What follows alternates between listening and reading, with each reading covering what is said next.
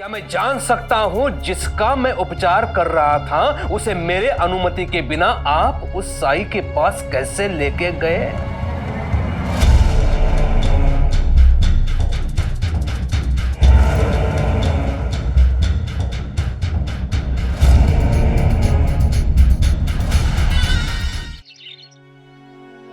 वो लोग कह रहे थे कि शादी में अब ज्यादा देर नहीं करनी चाहिए। देखो, शादी की सबसे अच्छी तिथि तो दिवाली के अगले दिन की है और हमारी यमुना के ग्रहों के अनुसार इससे अच्छा मुहूर्त उसके लिए नहीं हो सकता है। दिवाली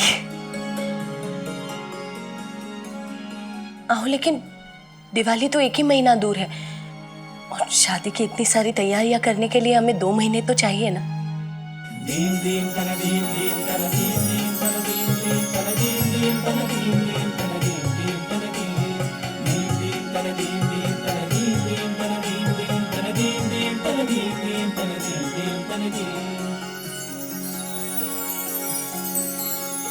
मैं अपने समधी जी से सहमत हूं। हमें शादी में और विलंब नहीं करना चाहिए। हे खंडोबा, 2 महीने की तैयारी 1 महीने में करनी है। कमर कस लो अपनी। हम अपने सामर्थ्य के अनुसार जितनी अच्छी शादी हो सके यमुना की हम करेंगे।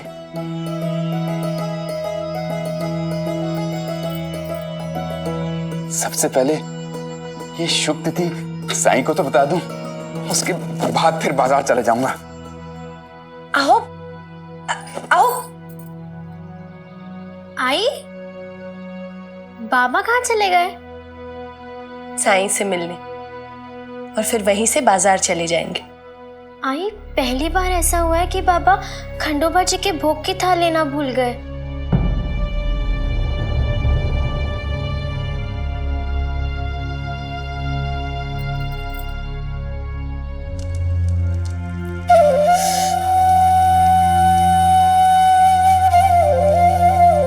आजी, रोइए मत, मैं हूं ना आपके पास। मैं विद्यालय भी नहीं जाऊंगा और दोस्तों के साथ खेलने भी नहीं जाऊंगा। मैं आपके पास ही रहूंगा। रोइए मत। रो नहीं रही हूँ तात्या, आंखों में से पानी बहते जा रहा है, रुकने का नाम ही नहीं ले रहा। रोने वालों में से मैं नहीं हूं, मैं तो रुलाने वालों में से हूं। अब रोने का भी क्या फायदा, जो होना था वो तो हो चुका।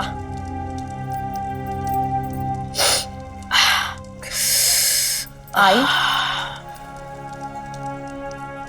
खाना परोस दिया है, थोड़ा खा लीजिए। साईं, आपकी कृपा, आपके आशीर्वाद से हमारी यमुना का रिश्ता इतने अच्छे परिवार में तय हुआ।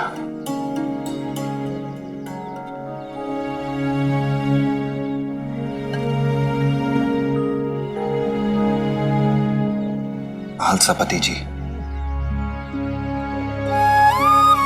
मैं कुछ नहीं हूं, हम कुछ नहीं हैं। जो कुछ है सिर्फ वो है, वही करता है, वही कारण है।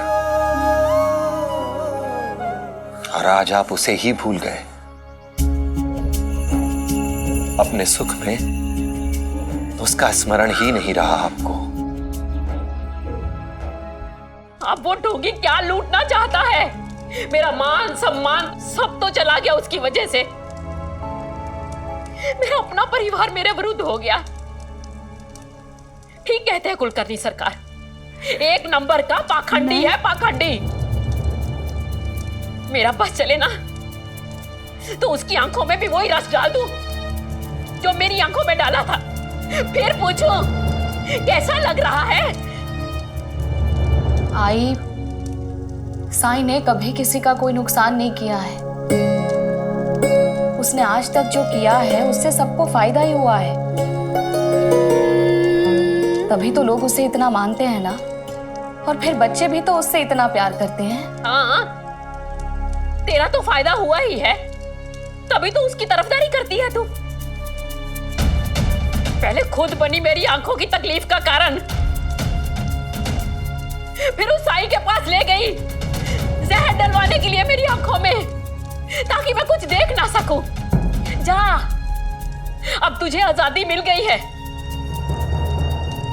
जो करना है वो कर, रोकने टोकने वाला कोई नहीं है तुझे।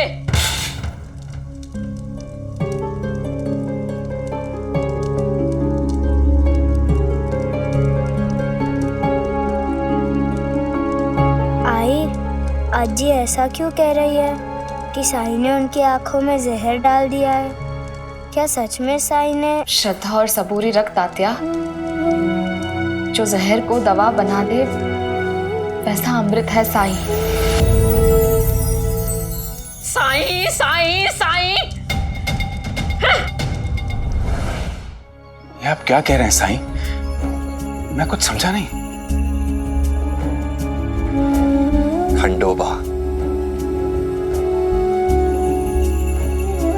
आज खंडोबा का भोग नहीं लगाया आपने।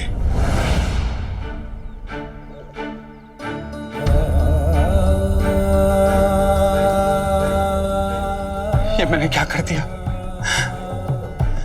जो आज तक इतने वर्षों में नहीं हुआ? आज अपनी ही धुन में अपने खंडोबा की भोग की थाली लाए बिना मैं ये कैसे कर सकता हूँ? मैं ये कैसे कर सकता हूँ? कहीं से हमारी यमुना का रिश्ता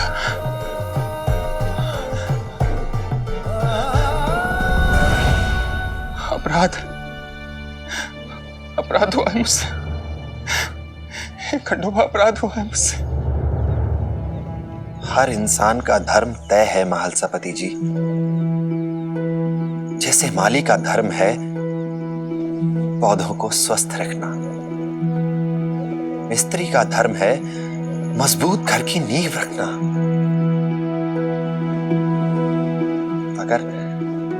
अगर एकाग्रता नहीं होगी, ध्यान इतनी जल्दी भटकने लगेगा तो धर्म के पालन में कमी तो होगी ही। साईं, इससे पहले ऐसा कभी नहीं हुआ। मैं आपको विश्वास दिलाता हूं, ऐसा दोबारा कभी नहीं होगा। मेरी यमुना का विवाह तो अच्छे से हो जाएगा ना साईं?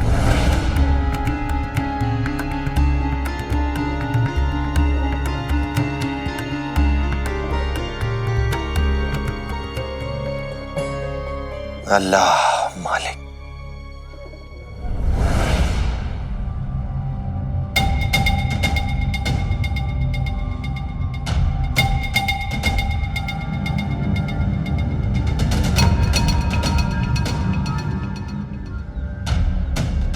आइए आइए अप्पा पाटिल जी, आइए। क्या मैं जान सकता हूं जिसका मैं उपचार कर रहा था उसे मेरे अनुमति के बिना आप उस साई के पास कैसे लेके गए?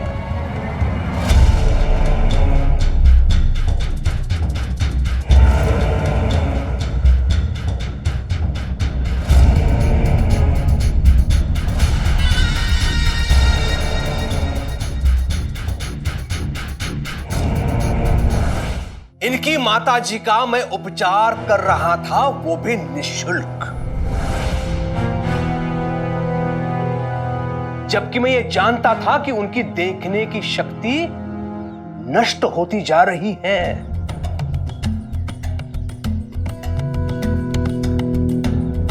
लेकिन मैं प्रयास कर रहा था, मैं लाने वाला था वापस उनकी दृष्टि।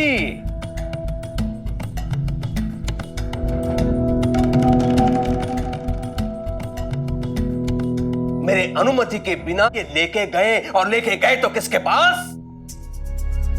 जो इनकी माताजी की आंखों में वैशिले वनस्पतियों का रस डाल रहा है।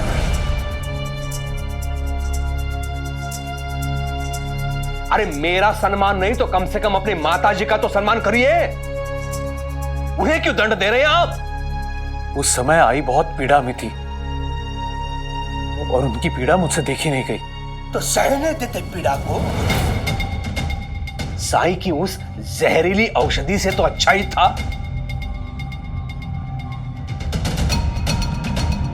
हरिओम।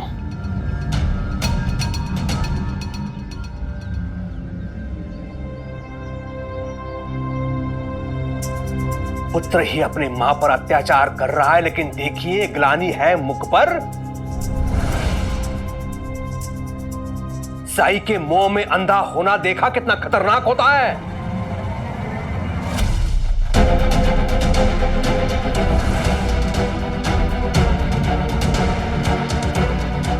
लेकिन तुमसे तो कम ही खतरनाक है कुलकर्णी।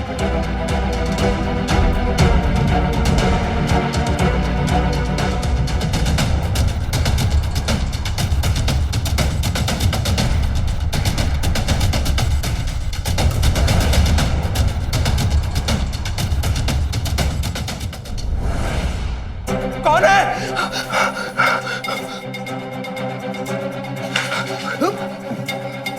कौन है? तुम्हारा काल।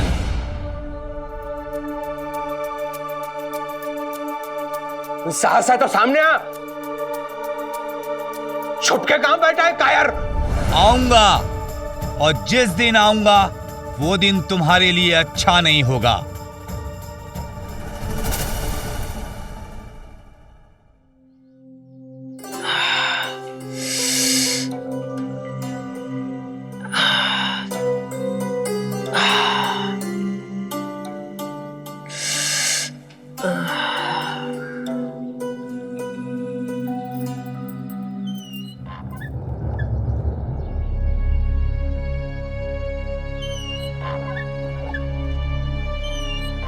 मैं हूं आई, सोचा आपके पैरों में थोड़ा तेल मल दूं। ये सब करने से मैं पिघलने वाली नहीं हूं। तो आप ही बताइए आई, मैं ऐसा क्या करूं जिससे आपको अच्छा लगे? मेरी आंखों की तकलीफ दूर कर सकती है।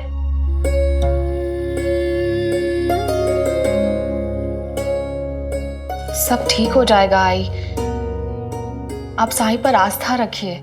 साई साई साई, बहुत सुन लिया मैंने साई का नाम।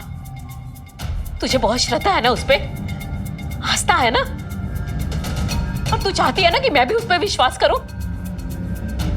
तो जा साई का नाम लेके मिर्ची झोंक ले अपनी आंख में, तो फिर बताना मुझे यही बात।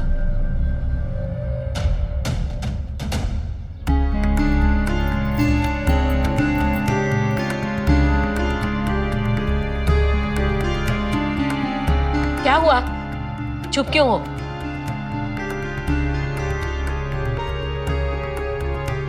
आई, मैं वही करने जा रही हूं जैसा आपने कहा।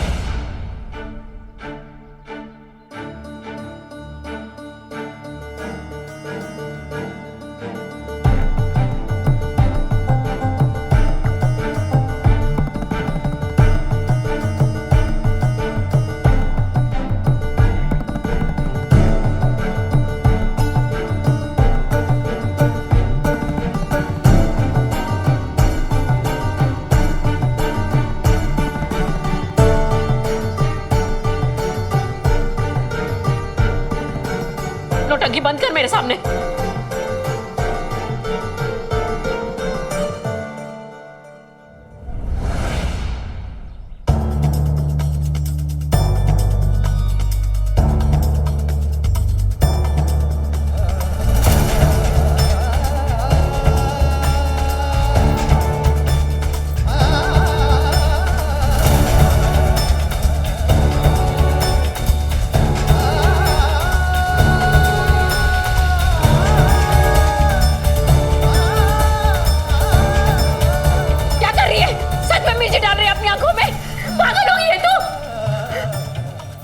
आपकी तकलीफ महसूस करना चाहती हूँ आई।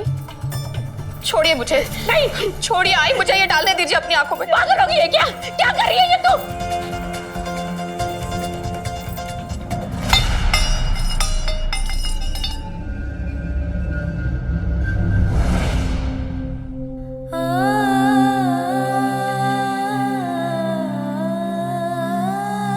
मैं मानती हूँ मैं कभी आपकी अच्छी बहू नहीं बन सकी। जरूर कहीं ना कहीं गलती मेरी ही है।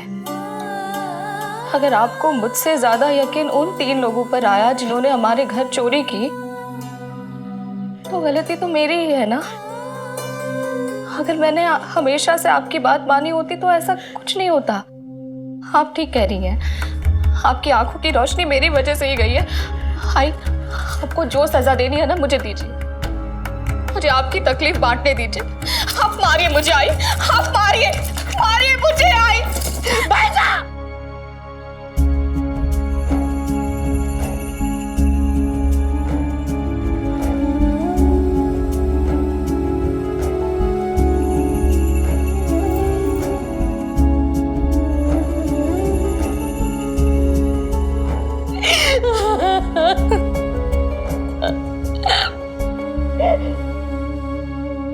सच तो ये है कि तुझसे अच्छी बहू कोई और हो ही नहीं सकती।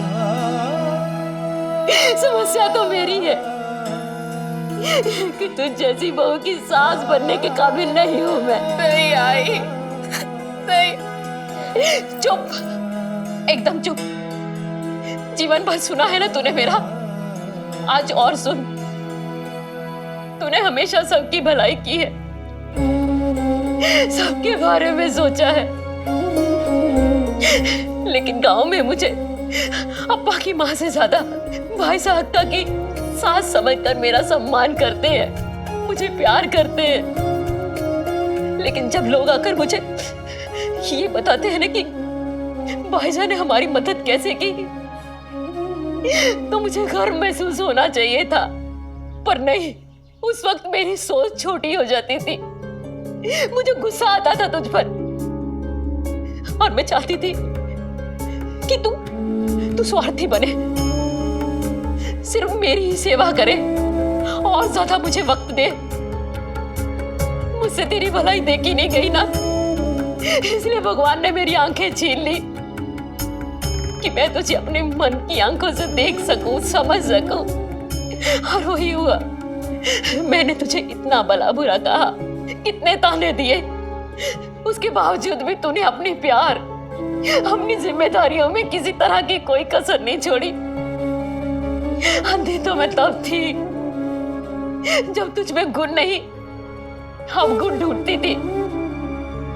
जानती हो, दुख की बात तो ये है कि मैं तेरी सच्चाई जानती थी, लेकिन स्वीकार नहीं कर पाई। इसलिए सजा तो मुझे मिलनी चाहिए, सजा तो मुझे मिलनी चाहिए। नहीं आई, नहीं। माँ है मेरी आप, माँ।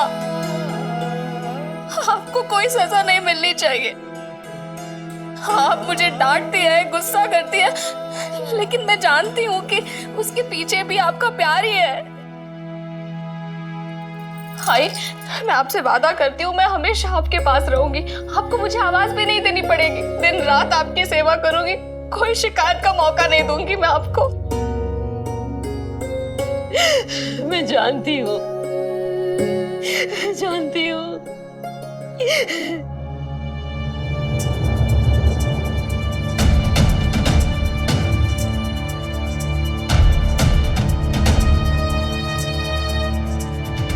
आई, क्या हो रहा है आई?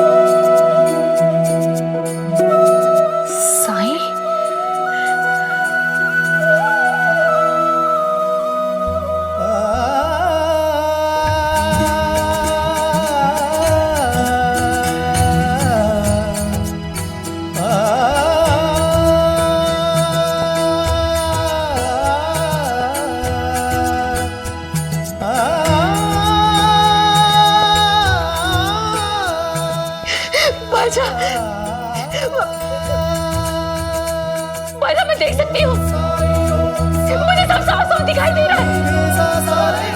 मैं देख सकती हूँ भाईजान, मैं देख सकती हूँ।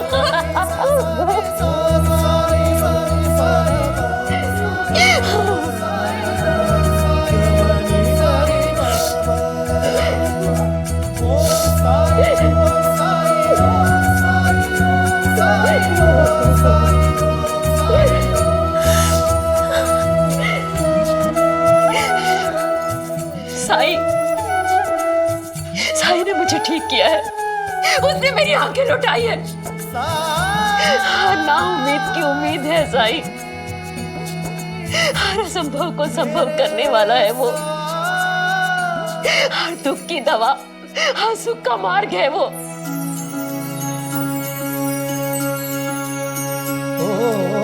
सुख दुख आने जाने हैं साई, बाबुराए मनवा तेरा जीना जाए, मन में आशा के दीपक बुझने ना पाए, सुबह फिर से आएगी मन समझाए।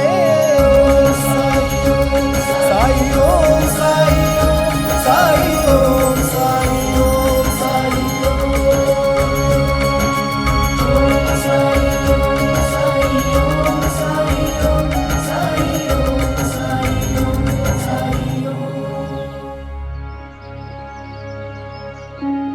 अच्छे कर्म करते जाओ, यही सबसे बड़ा धर्म। लोगों की मदद करो, यही सबसे बड़ी पूजा। जो दूसरे की पीड़ा को समझ सके वही सबसे बड़ा ज्ञानी, और जो बिना अपने स्वार्थ के किसी को सुख दे सके, उसकी सहायता कर सके, वही सच्चे अर्थों में सबसे बड़ा धनवान है। मुझ पर इतनी बड़ी कृपा करनी थी तो इतनी देर क्यों लगाई?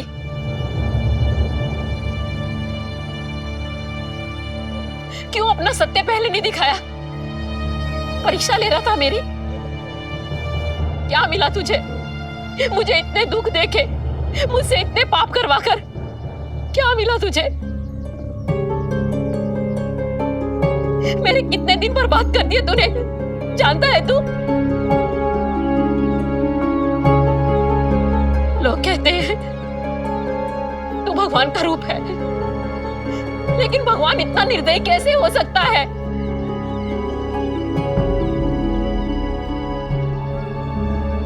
शायद मेरे पिछले जन्मों के कर्म थे जो मुझे ये दिन देखने पड़े। आज का दिन तो संतोष और जीवन की संपूर्णता का दिन है, क्योंकि मैंने तुझे पहचान लिया। लेकिन नहीं, आज तो मैं सिर्फ और सिर्फ आत्मग्लानि से भरी हुई हूं, क्योंकि तूने मेरे जीवन का सबसे दिव्य अनुभव आत्मग्लानि से भर दिया है। इसलिए मैं तुझे जिंदगी तो क्या, जन्मों तक भी माफ नहीं करूंगी। हाँ, नहीं करूंगी।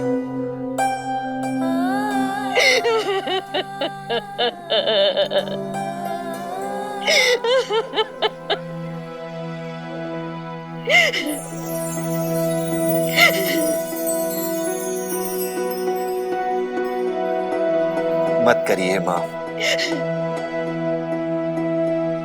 लेकिन इतनी दूर खड़ी रहकर मुझे सजा तो मत दीजिए।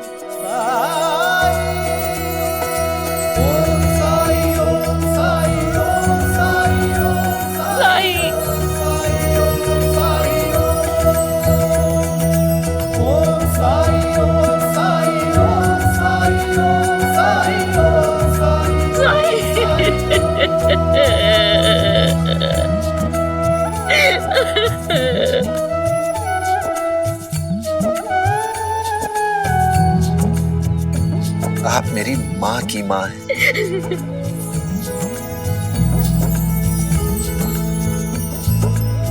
और इस नाते मेरी आजी हुई। अपनी आजी को इस तरह रोते देख मुझे अच्छा नहीं लगता है।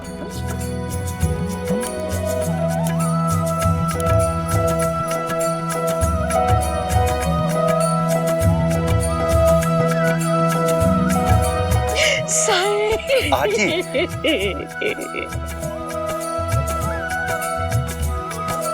ये आप क्या कर रही हैं? आप तो मेरे शीश पर हाथ रखकर मुझे आशीर्वाद दीजिए, नहीं तो मुझे पाप लगेगा। नहीं साईं, तुझे मेरी भी उम्र लग जाए, मेरी हिम्मत, मेरी ताकत सब तुझे मिल जाए,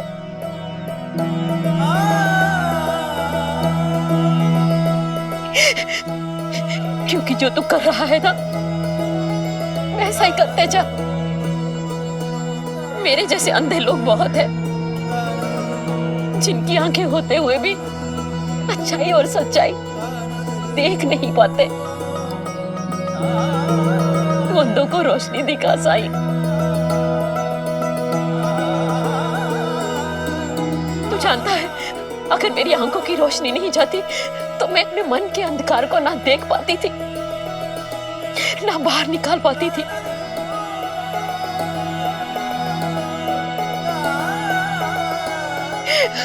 मुझे प्रायश्चित का रास्ता दिखा साईं, ताकि मैं आत्मग्लानि से बाहर निकल पाऊं।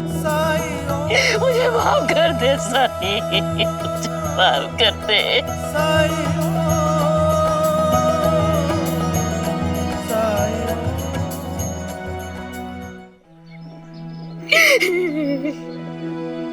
प्रायश्चित यही है आजी कि जब भी आपको कोई ऐसा मिले जो अच्छाई और सच्चाई के सामने होते हुए भी उसे देख ना पा रहा हो, तो उसकी सहायता करें, बिना उसकी जात, बिना उसका धर्म देखे। सबको बराबर समझे, सब में अपनी ममता बांटे, और अगर कुछ थोड़ी बहुत बच जाए तो उसे मुझ पर बरसा दे।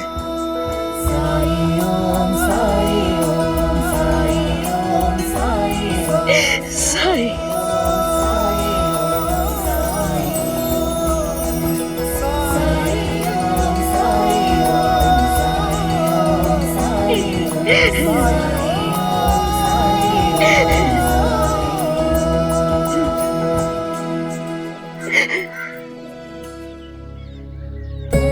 अच्छा हुआ ना साईं कि इस बार हमने नवरात्रि का पाठ घर पे रखने का फैसला लिया।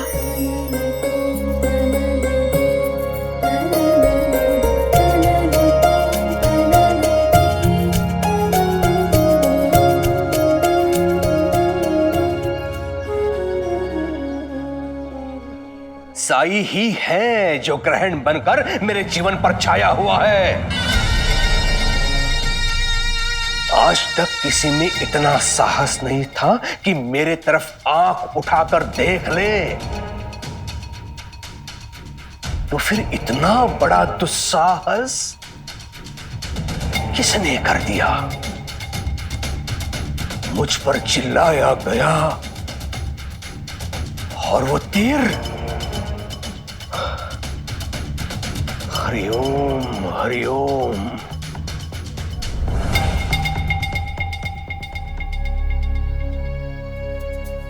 राम कृष्ण हरि, राम कृष्ण हरि। लेकिन शिरडी में कौन विद्रोही है जो मेरे ही विरुद्ध? क्या दादा, विद्रोह वो भी तुम्हारे साथ? शिरडी में ऐसा कौन होगा जिसमें इतनी हिम्मत होगी? नहीं क्यों, सत्ता अगर हाथ में रखनी है तो शत्रु की उपेक्षा नहीं करनी चाहिए। सरकार, कहीं ये भी साई ने तो नहीं किया? पूरे गांव में आपका एक ही शत्रु है, लेकिन वो तीर चलाना जानता है क्या? नहीं नहीं, साई इसके पीछे जरूर हो सकता है, लेकिन वो तीर नहीं चला सकता। हो सकता है किसी और को उसने माध्यम बना लिया हो, लेकिन ऐसा कौन है जो अपनी मृत्यु को आमंत्रित करना चाहता है? सरकार, सरकार, कुछ पता चला है मुझे। क्या? आपने तंटा भील का नाम सुना है?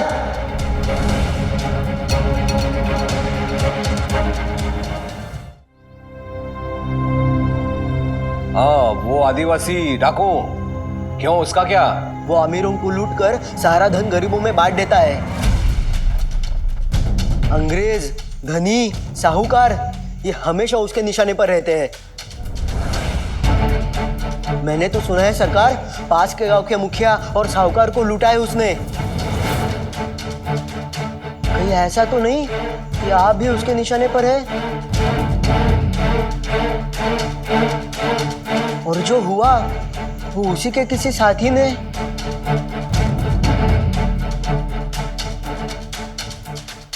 हरिओम हरिओम।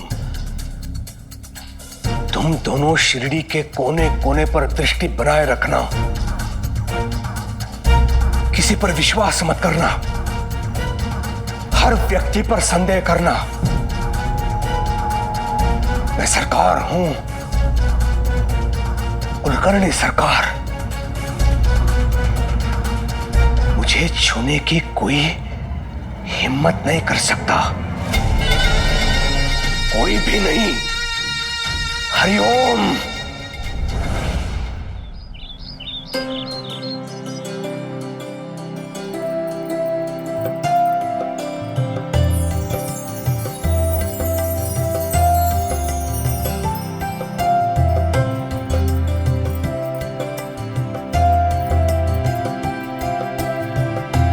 या देवी सर्वभूतेषु श्रद्धारूपेण संस्थिता नमस्तस्यै नमस्तस्यै नमस्तस्यै नमो नमः।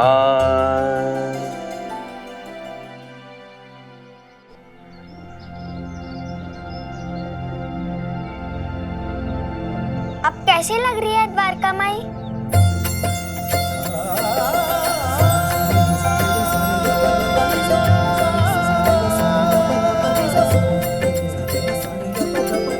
साई,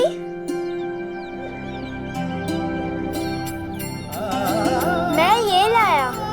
मैंने देखा सब फूल और आम के पत्ते ला रहे थे, तो मैं भी ये लाया।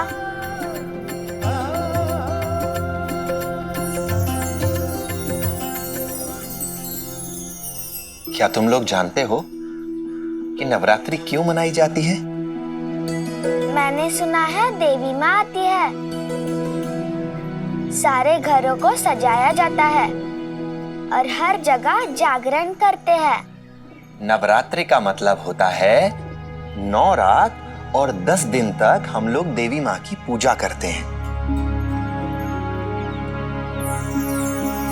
ये प्रकृति ही है आदि शक्ति, इसके बिना कुछ भी नहीं। इसीलिए इन 9 रातों में अर्थात नवरात्रि में हम लोग छोटी कन्याओं की पूजा करते हैं, उन्हें देवी का रूप मानकर। मेरी कभी पूजा नहीं हुई, क्योंकि मैं गोबर का काम करती हूँ ना, उपले बनाती हूँ। मतलब मैं देवी का रूप नहीं हूँ।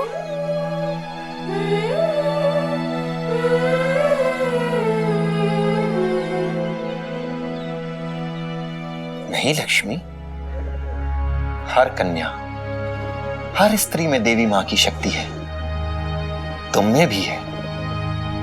अच्छा, तो क्या हमें झिपरी की भी पूजा करनी चाहिए?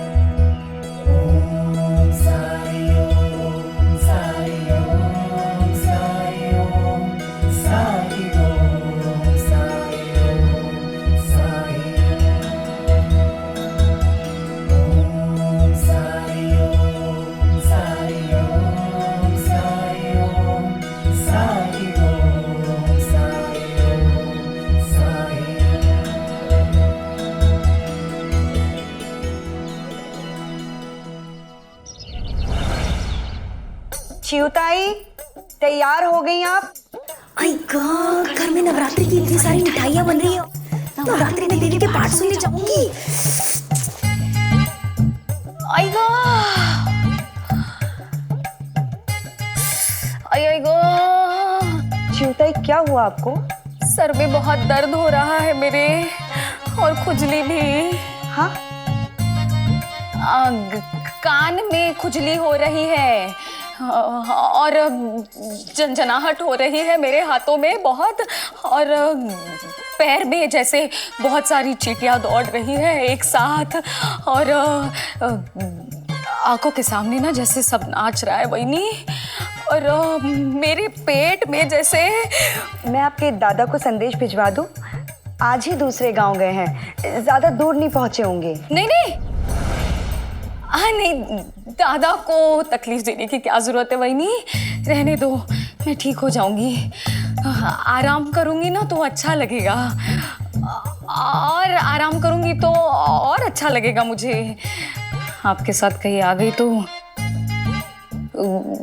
मतलब खड़ी भी रही तो तकलीफ हो सकती है मुझे वहीनी। मैंने तो बायजा अक्का को वचन दिया है कि मैं आऊंगी, मुझे तो जाना ही पड़ेगा, तो मैं चलती हूँ। हाँ हाँ, आप अपना ध्यान रखिएगा, आराम कीजिएगा। हाँ हाँ, जैसे मैं कुछ समझती नहीं हूँ, मन में तो लड्डू फूट रहे होंगे। पहली बार घर से अकेले पंख फड़फड़ाने का मौका जो मिल रहा है।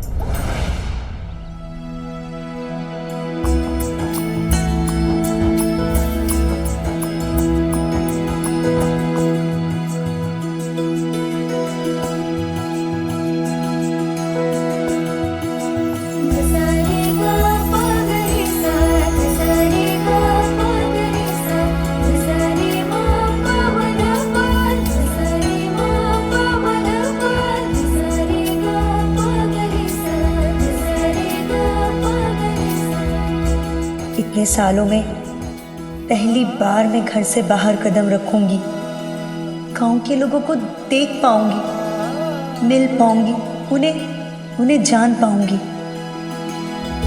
और हो सकता है इसी बहाने में साईं से मिलकर उनका धन्यवाद कर सकूं।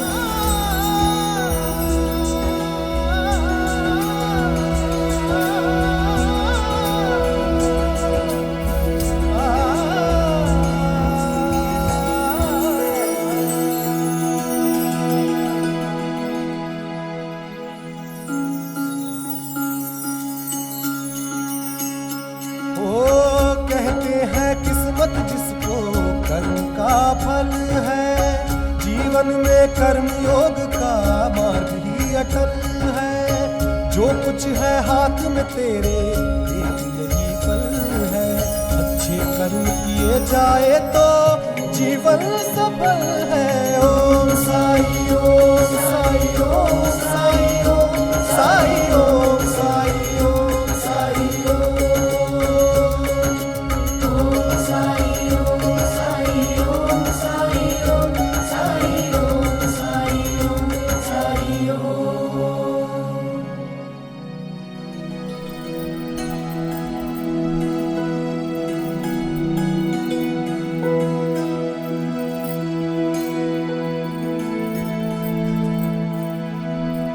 बायजा अक्का,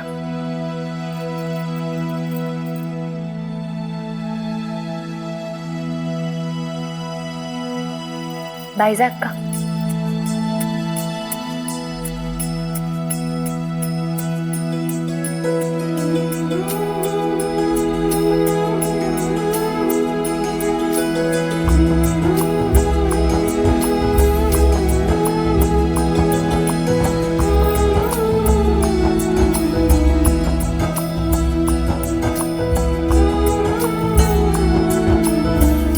वहीनी आ गई आप?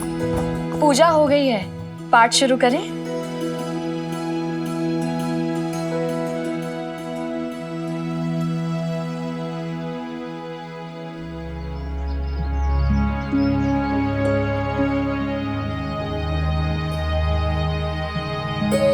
सब कहते हैं कि इन 9 दिनों में पृथ्वी पर देवी माँ आती है हमारे साथ रहने के लिए।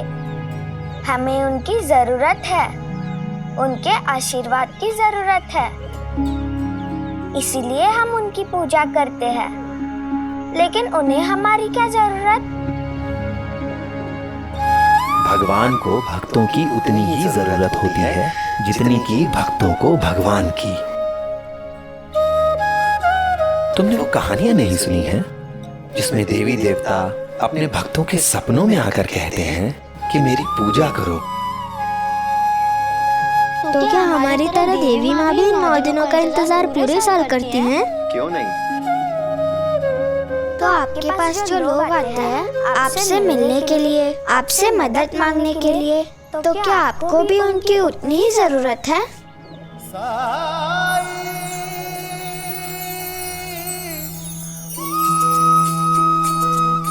मुझे नहीं पता कि मैं लोगों की मदद कर भी पाता हूँ या नहीं,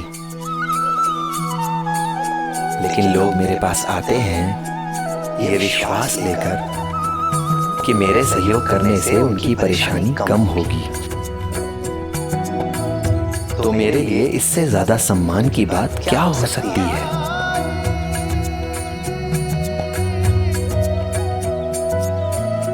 और अगर हम किसी को भक्ति का सही रास्ता दिखा सकें।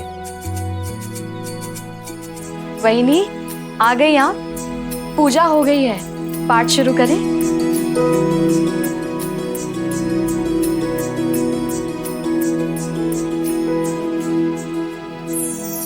एकैवाहं जगत्यत्र द्वितीया का ममा परा पश्यैता दुष्टमैव विशनत्यो मद्विभूतः ततः समस्तस्ता देव्यो ब्रह्माणि प्रमुखालयम् तस्य देव्यस्तनो जगमुरे के वासित दाम्बिका।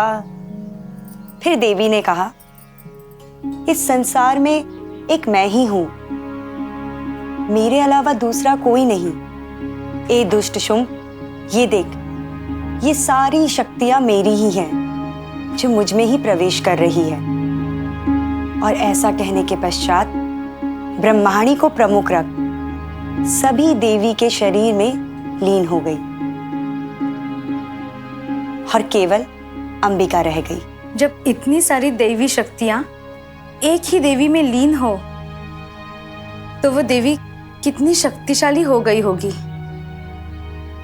शुंभ और माँ दुर्गा के इस युद्ध के प्रसंग से हमें यही तो सीखने को मिलता है कि हमारी शक्ति एकता में है, संगठित होने में है। जब हर स्त्री दूसरी स्त्री का साथ देगी तो कोई भी संकट हमें पराजित नहीं कर सकता है। बोलो अम्बे मात की जय। मेरी तो समझ में नहीं आ रहा कि आपको धन्यवाद कैसे करूं। अगर आज आप नहीं आती तो ये पाठ तो संभव ही नहीं होता, और अगर पाठ नहीं होता तो आपको जानने का मौका भी नहीं मिलता।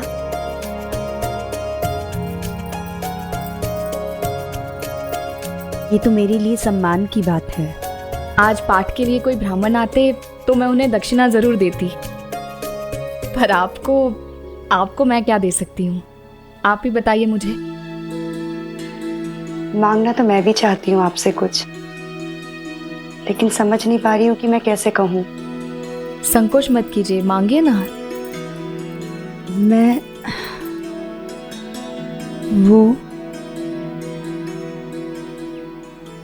वो मैं साईं से मिलना चाहती हूँ। कोई सहायता चाहिए आपको? सब ठीक है ना? हाँ, सब अच्छा है।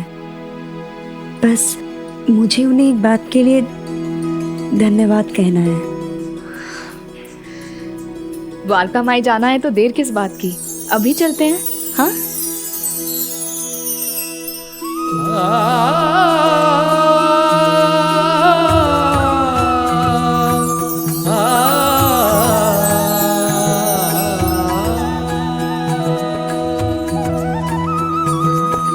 आया हूँ साई मोरे बीच मझधार, तुम ही लगा दो साई अब मोहे पार। थाम ले हाथ में साई मोरी पतवार, मोरे साई मोरे दाता तुम ही हो मोरे तारणहार।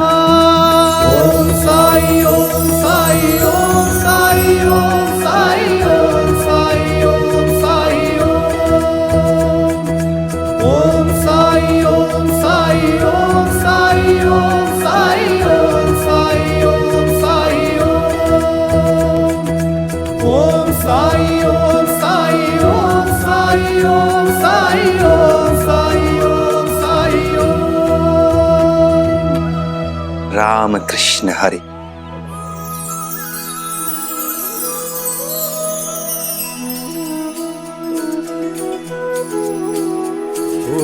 राम कृष्ण हरे। नाम की चले निरंतर धुन यूं ही मन में सुबह हो शाम। हरे कृष्णा हरे राम हरे कृष्णा हरे राम हरे कृष्णा हरे राम हरे कृष्णा हरे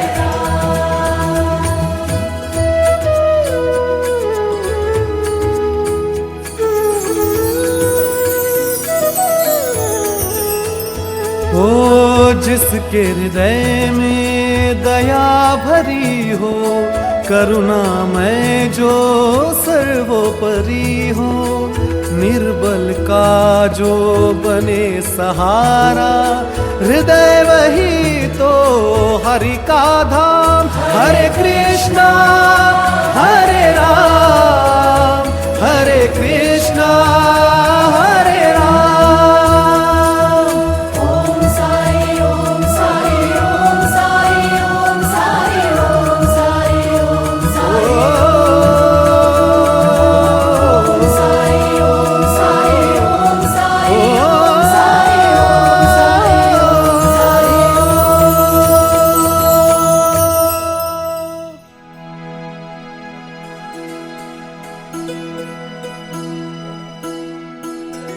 उठो रुक्मिणी।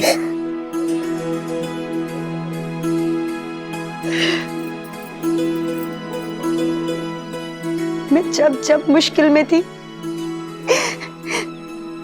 आपने मुझे बचाया, आपने मेरी रक्षा की। तुमने राम कृष्ण हरि का आह्वान किया तो मैं तुम्हारी मदद कैसे नहीं करता। मुझे नहीं पता था कि आप भी साईं की भक्त हैं, लेकिन कुलकर्णी सरकार तो हाँ, वो आपके विरुद्ध हैं और यहाँ आज तक आपने जो भी विरोध सहा है उसके लिए भी वही जिम्मेदार है, लेकिन उस बात के लिए आपने कभी भी मेरी मदद करने में बाधा नहीं आने दी। क्या आप उनकी मदद नहीं कर सकते? उनके मन में आपके लिए जो द्वेष है, क्या आप उसे दूर नहीं कर सकते? अहंकार से भरे मन का परिवर्तन कठिन होता है। कठिन होता है, लेकिन असंभव तो नहीं ना। क्या मैं कुछ कर सकती हूँ जिससे उनके मन में परिवर्तन के बीज तो फूटे? राम कृष्ण हरि का जो जाप तुम करती हो वही करती रहो। समय आने पर सब कुछ अपने आप सही हो जाएगा।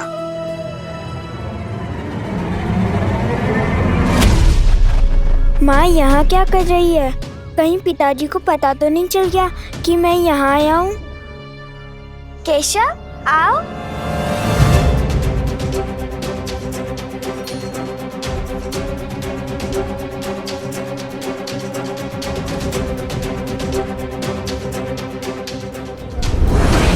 केशव, तो मैंने इनका नाम सुना था ना आपके मुंह से, तो मुझे देखने का मन किया कि कौन है ये, और यहाँ आके मुझे बहुत अच्छा लगा। और मैं द्वारका माई को सजाने के लिए सबकी मदद कर रहा हूँ। ये तो बहुत अच्छी बात है, लेकिन घर जल्दी लौट आना, ठीक है? तो क्या आप मुझसे गुस्सा नहीं है? मैं तो बहुत डर गया था, इसलिए मैं यहाँ पे छुप गया था।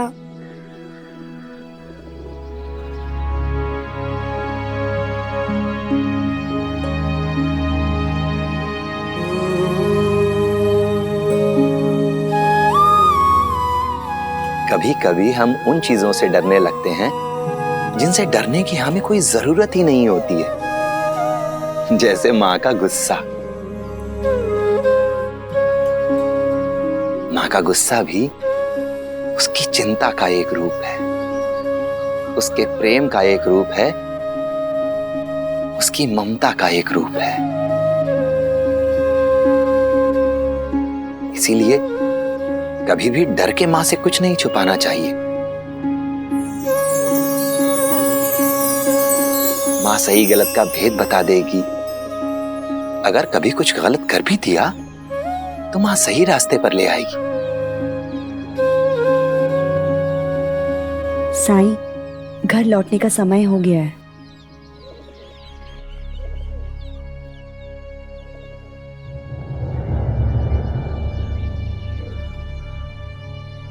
गृहस्थ धर्म का पालन करो, जरूर करो, लेकिन सही और गलत का भेद बड़ों के लिए भी उतना ही जरूरी है जितना इन बच्चों के लिए।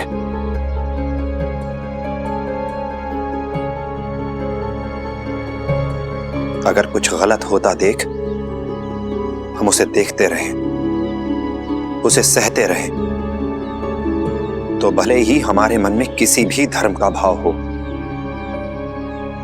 उस गलत में हम भी उतने ही भागीदार होते हैं। आपका इशारा किस ओर है साईं?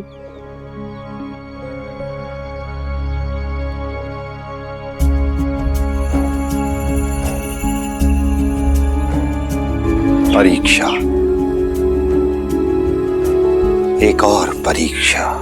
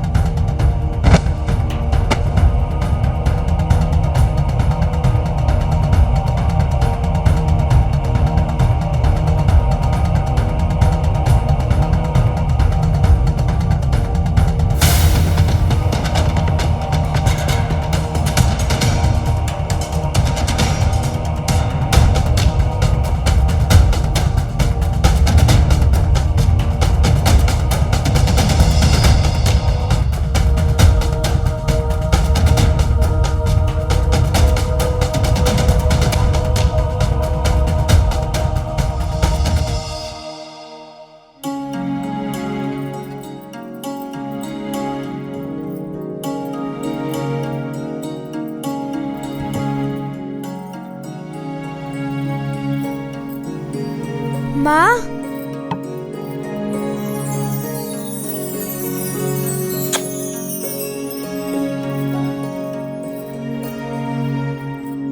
मैंने वो आपसे साईं के बारे में सुनते हुए देखा था ना, और विद्यालय में सब साईं की ही बात करते हैं, इसलिए मैं साईं के पास चला गया था।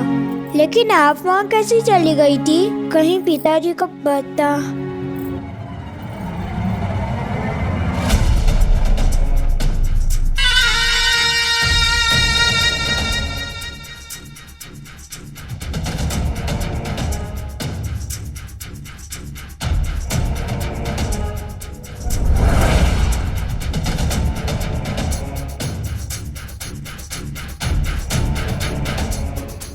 क्या बातें हो रही थी माँ बेटे में? कुछ नहीं, बस ऐसे ही। ये लो, तुम जाओ। हरिओम। कैसा चल रहा है पाठ तुम्हारा? है सच्चा।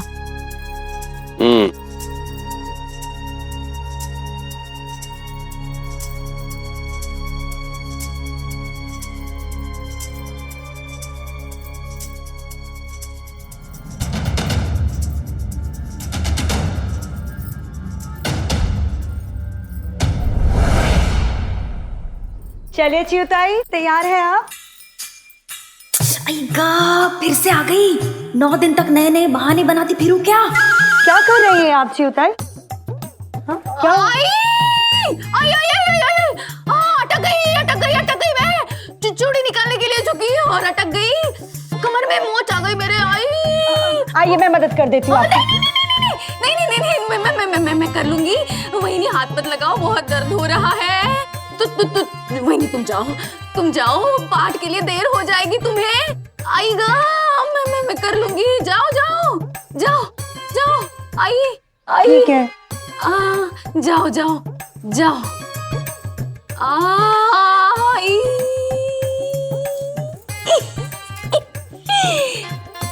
लेकिन जल्दी आना वहीनी, देर मत करना।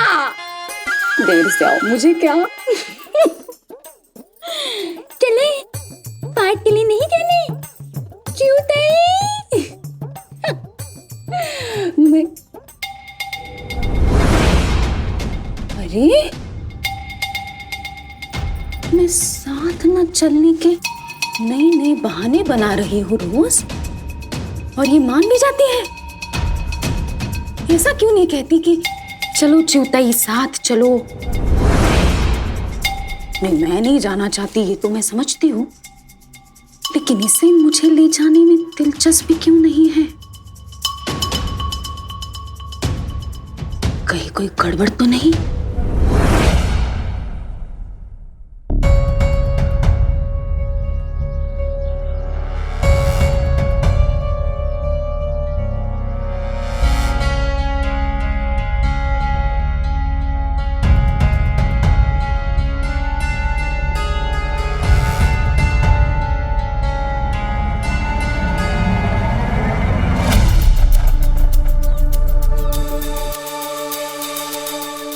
मैंने शोर किया तो ये भाग जाएगा, लेकिन ये है कौन?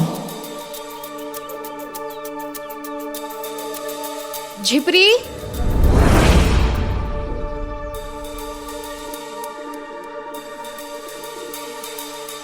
तुम दोनों धूप में मत खेलो, अंदर जाके खेलो। हाँ?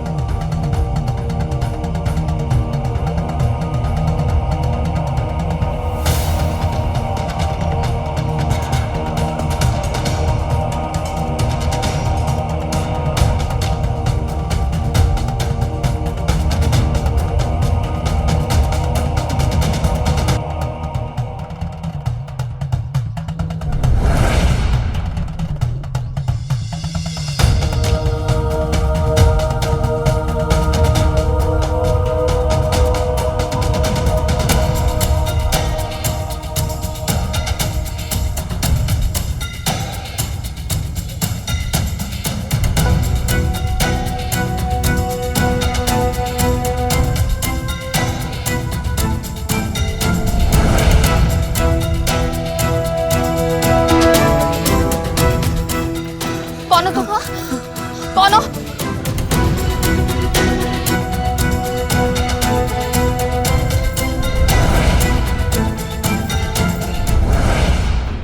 रुको, रुक जाओ। बाइज़ाक का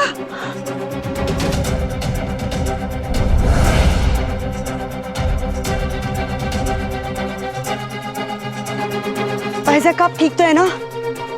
कौन था वो? पता नहीं। मेरे तो हाथ पैर कांप रहे हैं। कहीं कुलकर्णी सरकार ने तो नहीं भेजा था उसे मुझ पे नजर रखने के लिए? मुझे जाना होगा बाइज़ाक का। केशव, चलो जल्दी चलो।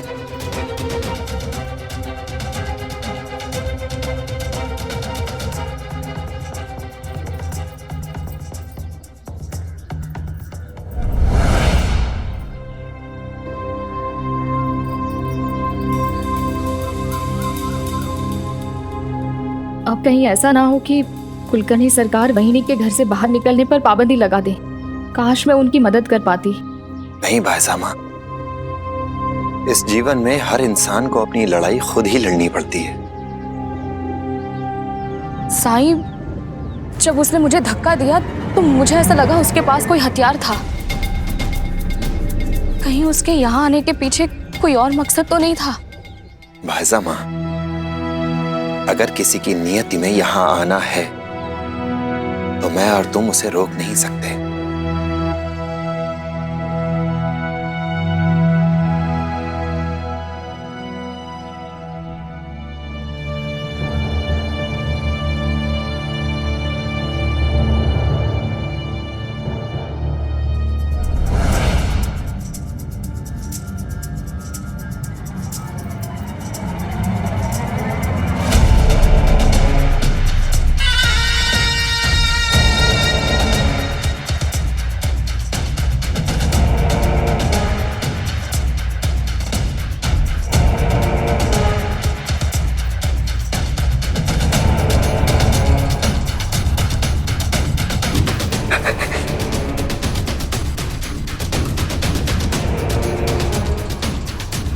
क्या कहा था मैंने तुझसे?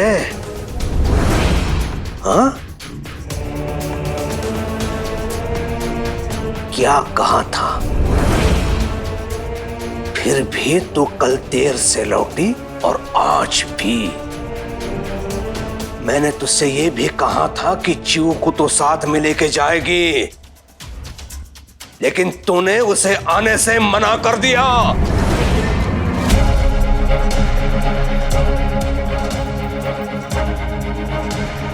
क्यों?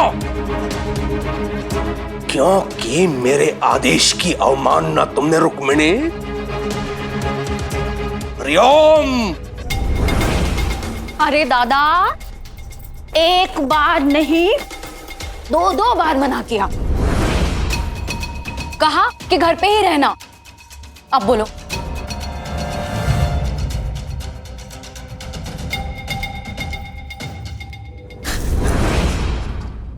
उत्तर दो रुक्मिणी। चीऊ ने यह भी पता कर लिया कि स्त्रियां तो कब की अपने अपने घर लौट चुकी है। देर क्यों हो गए रुक्मिणी, बताओ। माँ को मेरे कारण देर हुई।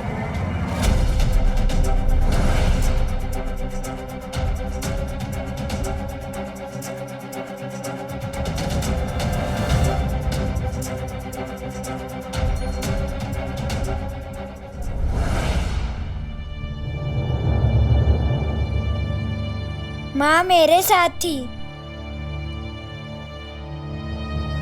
मैंने इनसे कहा था कि आज आप मुझे विद्यालय लेने आएंगी। लेकिन विद्यालय तो कब का बंद हो चुका होगा।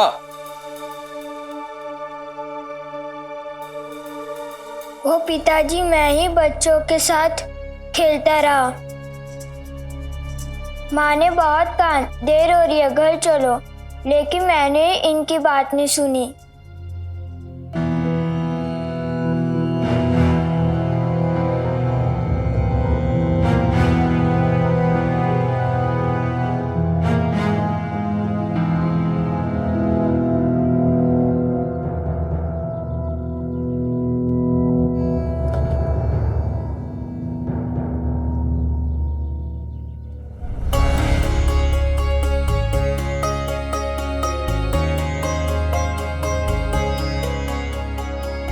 माफ कर दीजिए पिताजी, दोबारा ऐसा नहीं होगा।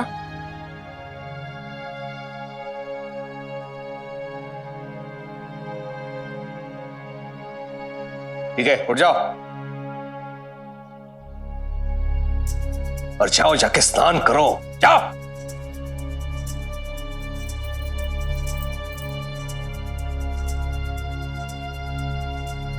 हरिओम हरिओम।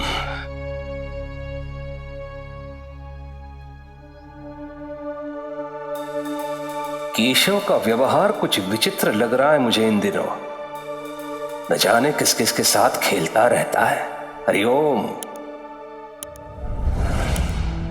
साईं, हम सब आपके साथ दशहरा मनाना चाहते हैं, ना मत कहिएगा। हाँ साईं, इनकार मत कीजिएगा। मैं क्यों इनकार करूंगा उस्मान भाई? त्योहार तो सबके साथ मनाए जाते हैं। ये दशहरे का पर्व है, बुराई पर अच्छाई की जीत का पर्व। साईं, एक बात हमें आपसे और करनी थी।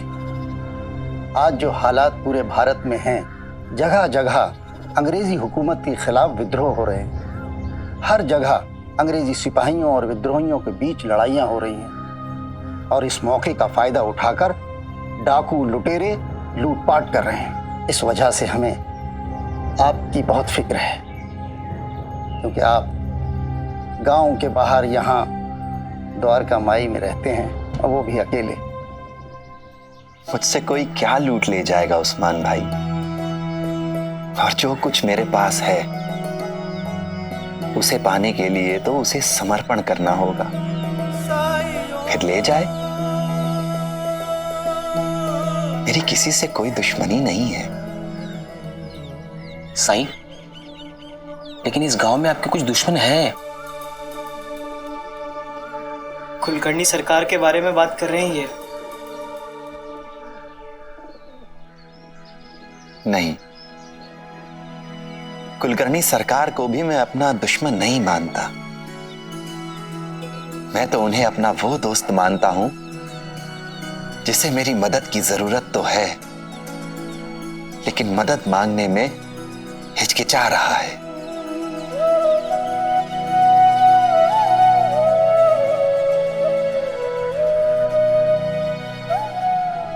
अभी आप लोग जाइए, मुझे किसी की प्रतीक्षा है।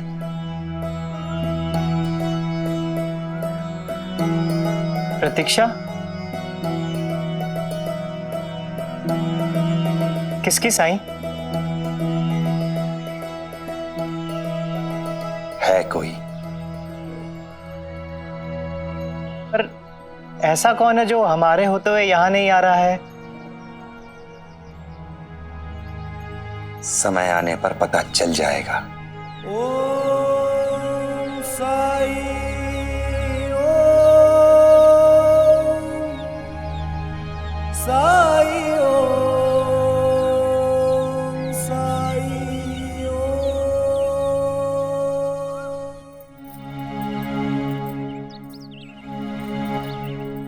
तुमने मुझे बचाने के लिए झूठ बोला? नहीं माँ, मैं झूठ का बोला। मैंने तो विद्यालय कहा था, और विद्यालय वो होता है जहाँ में शिक्षा मिलती है, और द्वारका माई भी तो ऐसी ही जगह है।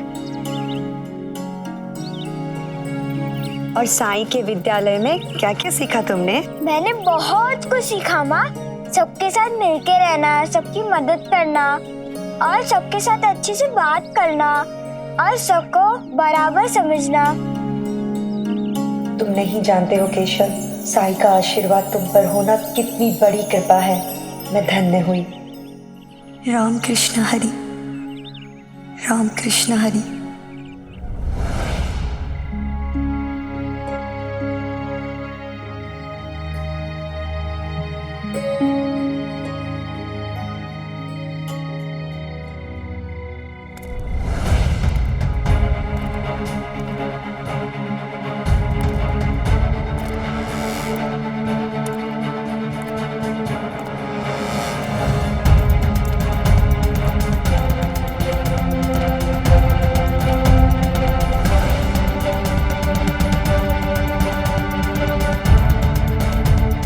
आओ जीवा। साई,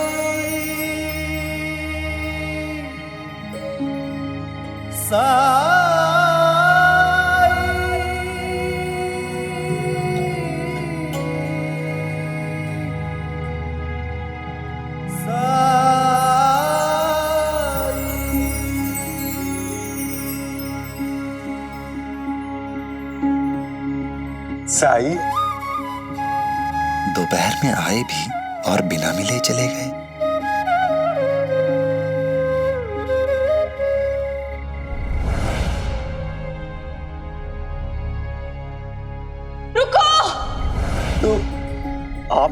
पता चल गया था।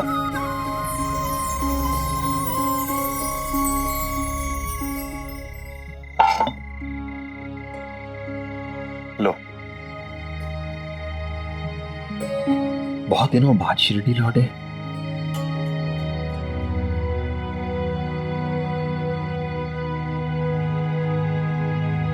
साई, हर जगह एक जैसे हालात है साई।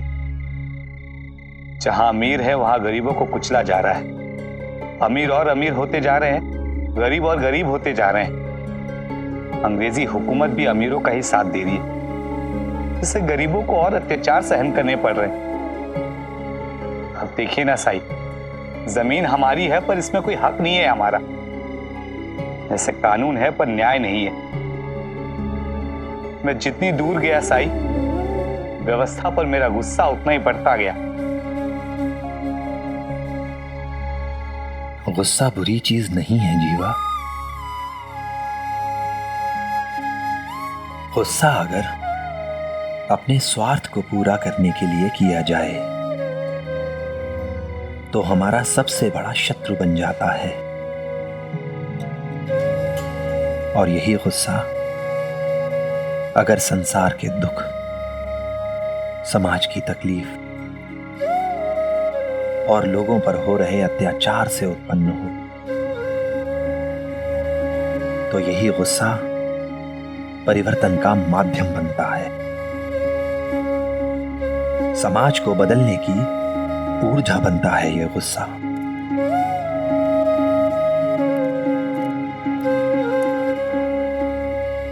जानते हैं साई, इतने दिनों में मैंने यही बात तो सीखी है।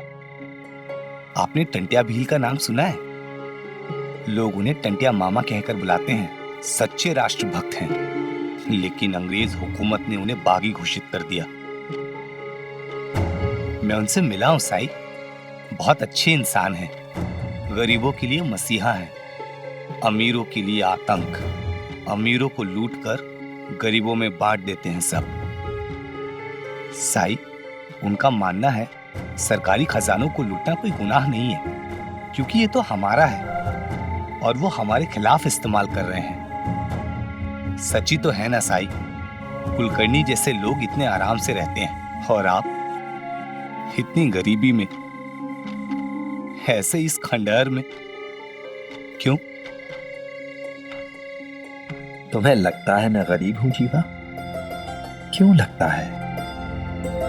जीवा, ये खंडहर नहीं है, ये द्वारका माई है। मेरा घर है ये। पेट भरने के लिए मुझे भिक्षा मिलती है। सूरज से गर्मी और चांद से ठंडक जितनी चाहूं उतनी ले सकता हूं। और मेरी सबसे बड़ी दौलत क्या है जानते हो? मेरी सबसे बड़ी दौलत है तुम सब। तुम सब जो मेरे हृदय में वास करते हो। और कोई चाहे तो पूरी दुनिया की दौलत देकर भी इसे खरीद नहीं सकता। गरीबी अमीरी इस बात से तय नहीं होती कि हमारे पास क्या है और क्या नहीं, बल्कि इस बात से तय होती है कि हमारे पास जो कुछ भी है उसमें हम कितने संतुष्ट हैं, कितने सुखी हैं। कोई धनवान होकर भी अगर और की रट लगाता रहे तो वो कभी सुखी नहीं हो सकता। और यही फर्क है कुलकर्णी और जीवा में।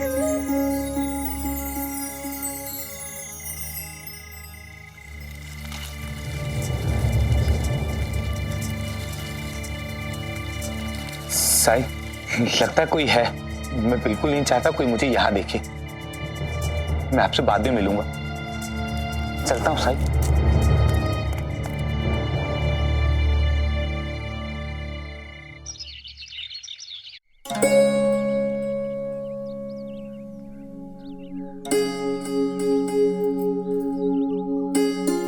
यमुना, ये देखो,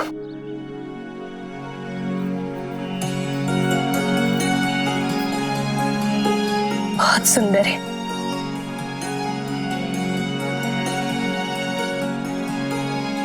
तुम बहुत अच्छी लग रही हो इसमें।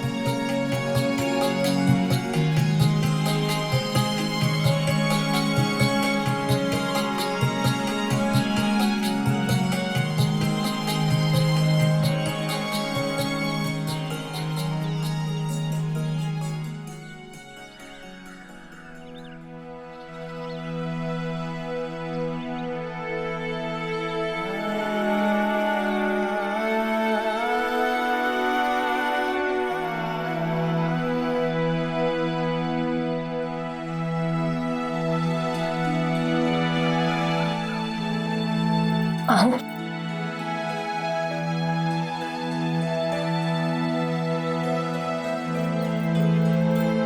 क्या हुआ?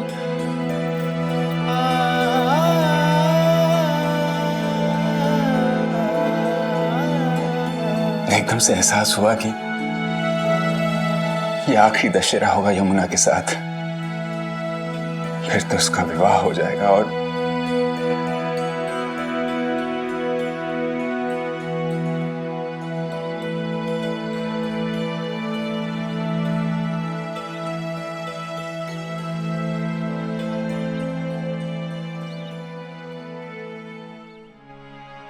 आपको जब घर लौटने में देर हो जाती है तो मुझसे ज्यादा चिंतित ये हो जाती, इसे भी ससुराल जाकर आपकी बहुत याद आएगी। पिता और पुत्री का संबंध सबसे अलग होता है, जैसे उंगलियों का तितली से। अगर जोर से पकड़ो तो पंख टूटने का डर बना रहता है, और अगर हल्के से पकड़ो तो रिश्ते बन ही नहीं पाते। फिर जब तितली उड़ जाती है तो अपने पंखों के कुछ रंग हमारी जिंदगी में छोड़ जाती है।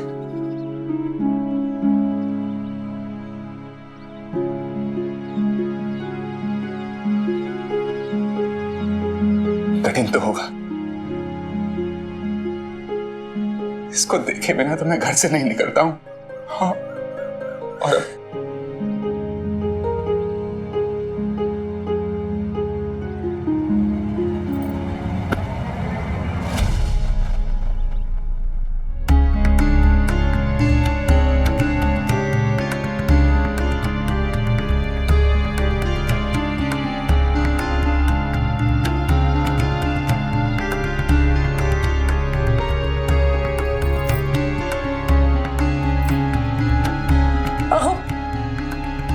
मंगलसूत्र का इस तरह मेरे हाथ से गिरना कोई अपशगुन तो नहीं है ना? कुछ नहीं होगा, ये सब अंधविश्वास है।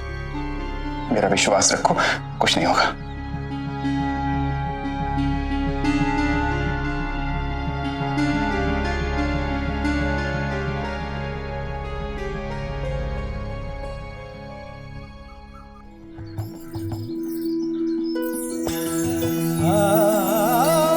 दशहरे की शुभकामनाएं साईं। मेरे लिए आपदा वृक्ष के ये पत्ते सोने के उन सिक्कों से भी कहीं ज्यादा मूल्यवान हैं, क्योंकि इसमें तुम्हारा प्रेम, तुम्हारी शुभकामनाएं हैं। दशहरे की शुभकामनाएं।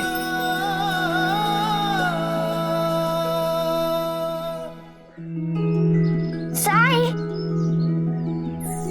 साईं,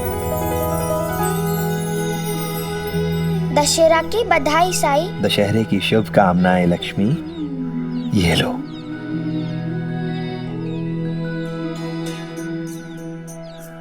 ये क्या है? सब लोग सब जगह यही पत्ते दे रहे हैं। साईं, मैंने बहुत लोगों से पूछा लेकिन कोई नहीं बता रहा है मुझे। आप बताइए। कोई कहता है ये सोन पत्ता है, कोई कहता है ये सोना है, लेकिन मुझे तो इसमें सोना दिखता ही नहीं है। इसके पीछे एक छोटी सी कहानी है, सुनोगी?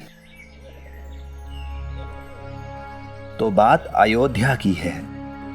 वहां पर एक गुरु थे वर्तांतु और उनका एक शिष्य था कौत्स।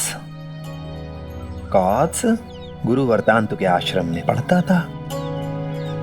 शिक्षा पूरी करने के बाद कौत्स ने अपने गुरु वर्तांतु से पूछा कि मैं गुरु दक्षिणा में क्या दूं। गुरु ने बहुत बार मना किया, लेकिन कौत्स नहीं माना। वो जिद पर अड़ा रहा।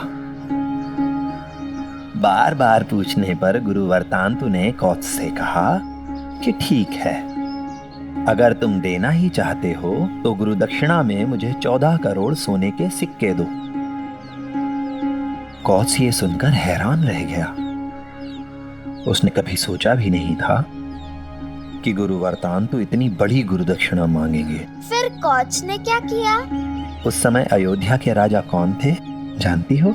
राम जी। बिल्कुल सही। तो कौत्स राजा राम के दरबार में गया और उन्हें अपनी परेशानी बताई। तो बताओ कि रामचंद्र जी ने उसकी मदद की होगी या नहीं? तुम्हें क्या लगता है? क्यों नहीं? राम जी तो सबकी मदद करते थे, तो कौत्स की तो जरूर की होगी। रामचंद्र जी ने कौत्स से कहा कि तुम अपने गांव जाओ और वहां आपटा वृक्ष के नीचे इंतजार करो। राम जी कुबेर के पास गए। कुबेर जानती हो कौन है? धन के देवता यानी कुबेर। रामचंद्र जी ने कौत्स की समस्या कुबेर को बताई और कुबेर की मदद से आपटा वृक्ष के पत्तों को सोने के सिक्कों में बदल दिया। उसने मन ही मन भगवान राम को नमन किया और अपने गुरु को गुरु दक्षिणा दी। इसीलिए आपटा वृक्ष के पत्तों को सोन पत्ता भी कहा जाता है। ईश्वर करे तेरा भविष्य भी सोने की तरह चमकदार बने। और जानती हो, हम में से कोई ऐसा नहीं है जिसमें अच्छाई और बुराई दोनों वास ना करती हूं। हम सब में ये दोनों वास करती हैं। फर्क सिर्फ इतना है कि हम में से किसने अपने 6 शत्रुओं पर विजय प्राप्त कर ली और किसने नहीं। कौन से शत्रु? काम, क्रोध, लोभ, मोह, अहंकार और ईर्ष्या। यही 6 कमजोरियां हमारे ईश्वर प्राप्ति के मार्ग में, सच्चाई के मार्ग में, सत्कर्म के मार्ग में बाधाएं बनती हैं। इन पर विजय प्राप्त करना ही इंसान की सबसे बड़ी जीत है। और आज के दिन मैं इसी जीत की पूजा करता हूं। कामना करता हूं कि हम सब अपने इस अंतर युद्ध में विजयी हों, क्योंकि जो यहां जीत गया फिर वो कभी नहीं हार सकता।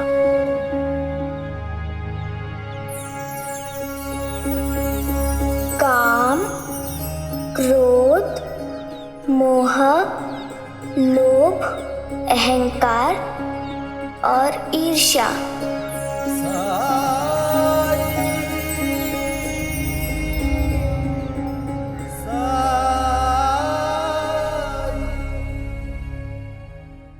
ऐसे और भी मज़ेदार वीडियो के लिए हमारे चैनल को लाइक, शेयर और सब्सक्राइब करें।